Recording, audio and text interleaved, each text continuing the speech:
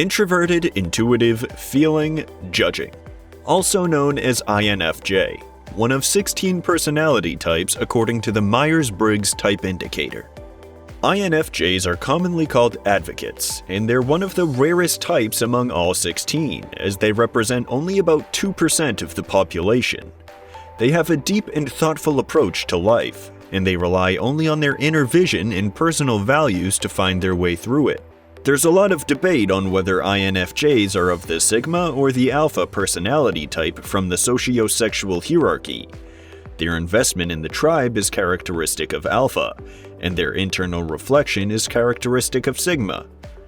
If you're familiar with the socio-sexual hierarchy and you can't seem to figure out whether you're Alpha or Sigma, and you feel like you're somewhere in the middle, there's a very good chance you're an INFJ. So stay tuned to know which type we think they are. Welcome to Viral Brain, where we explore the psychology of different personality types. If you like this video, make sure to leave a like and subscribe so you can be notified whenever we release new content. The Myers-Briggs type indicator identifies personalities according to 4 elements: extroversion versus introversion, sensing versus intuition, thinking versus feeling, and judging versus perceiving. We'll break down every element of those for the INFJ type and reveal top 9 signs you're an advocate. Number 1. Introverted intuition. INFJs look within themselves to find what they like and dislike about the world. They internalize facts and patterns, and are more interested in what everything means to them rather than simply looking at it for what it is.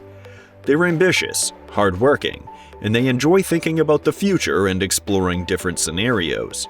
Because INFJs are so focused on themselves and their goals rather than anyone else, they can sometimes be oblivious to how people perceive them or feel about them. So, if you find yourself saying things that exasperate people's emotions, even though you have clear intentions, you're probably INFJ. You have very little awareness of things like competitiveness, jealousy, and peer pressure. You just do your own thing regardless of what the world thinks. Also, advocates have strongly defined preferences. They don't like something or someone just because everyone likes it. They look within themselves to find what they truly enjoy in life, and they're not afraid to embrace it. So they have different tastes in music, food, art, places, and pretty much everything. You probably like some underground band or a not-so-mainstream genre of art. People mistake the INFJ's unique preferences as being too cool for school, and it can be frustrating trying to prove otherwise. If you're an advocate, it would be smart to avoid discussing your goals and ambitions with people you don't know well and who might hold grudges, and don't reveal your unique preferences until you're comfortable with someone and you're sure they wouldn't be judgmental. Number 2. Extroverted feeling. Advocates are hyper-aware of other people's feelings.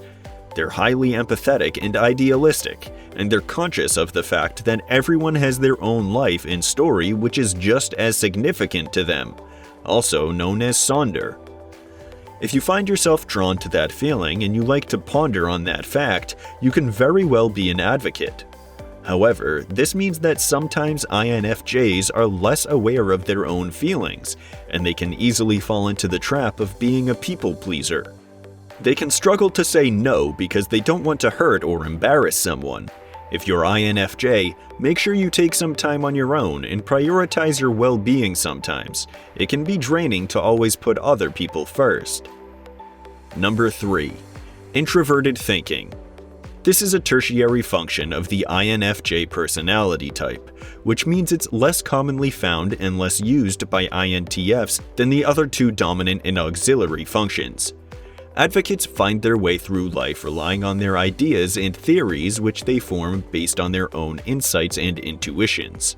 They take little information from external sources and have to be convinced for themselves before they believe something, or in something. This can make it difficult for advocates to take advice from other people, especially if these other people aren't as empathetic as the advocates and aren't taking other people's feelings into consideration.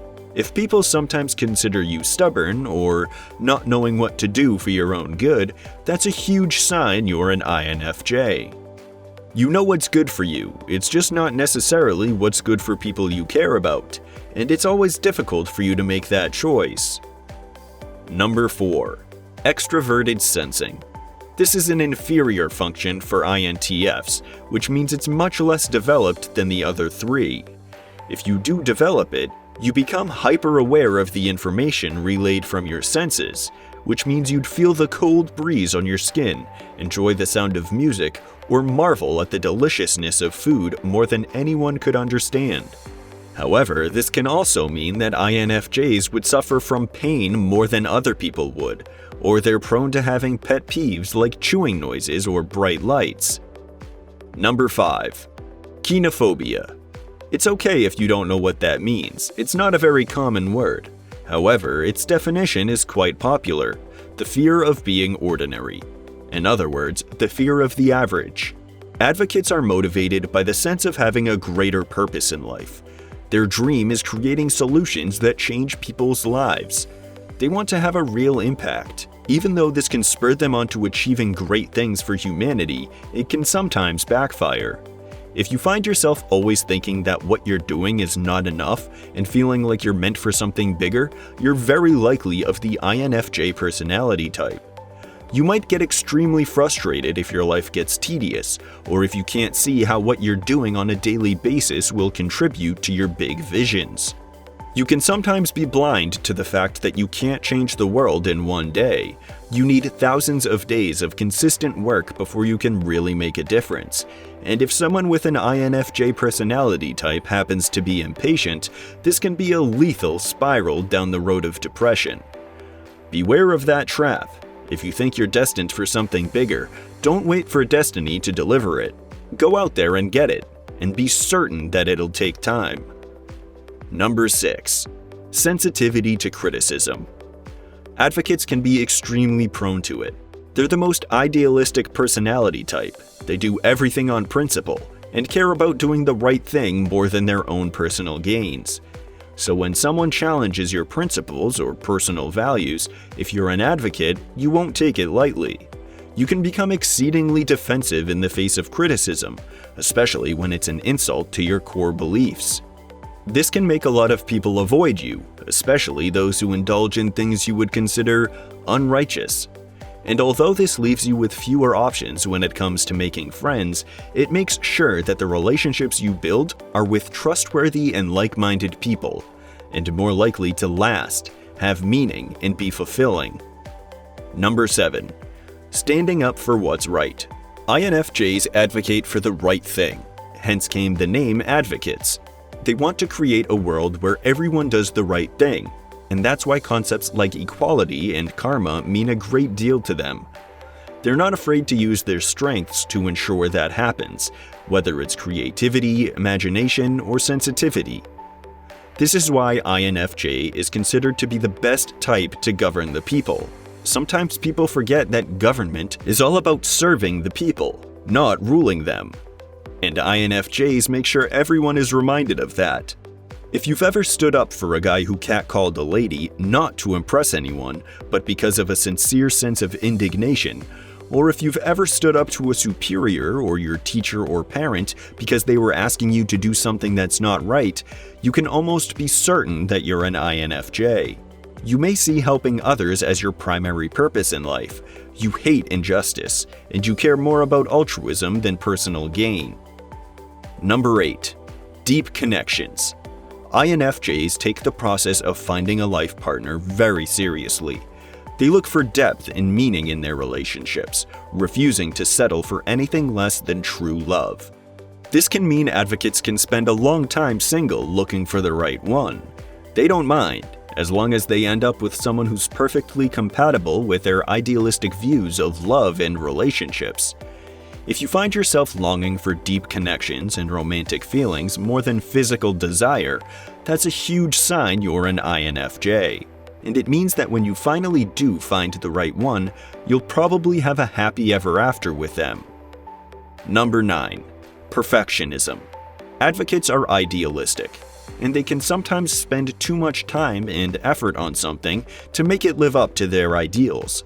This is great in many ways, since they wouldn't produce anything of less than stellar quality, but it can also mean that they waste too much resources when an alternative solution would be more efficient.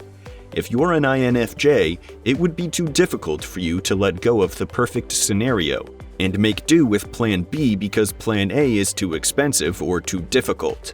You're willing to go to great lengths to make sure everything is 100%, even if it's not worth it.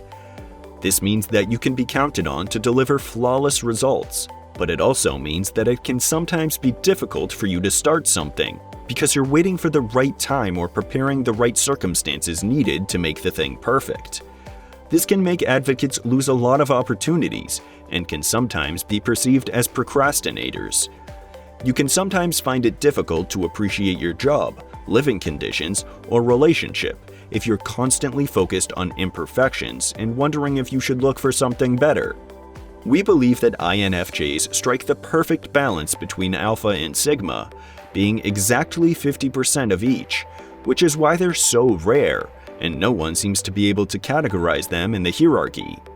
Martin Luther King, Oprah Winfrey, Mohandas Gandhi, and Fyodor Dostoevsky are all of the INFJ personality type, and they've used their strong principles, vision, and passion to better the lives of millions of people and shape the planet as we know it. Thanks for watching!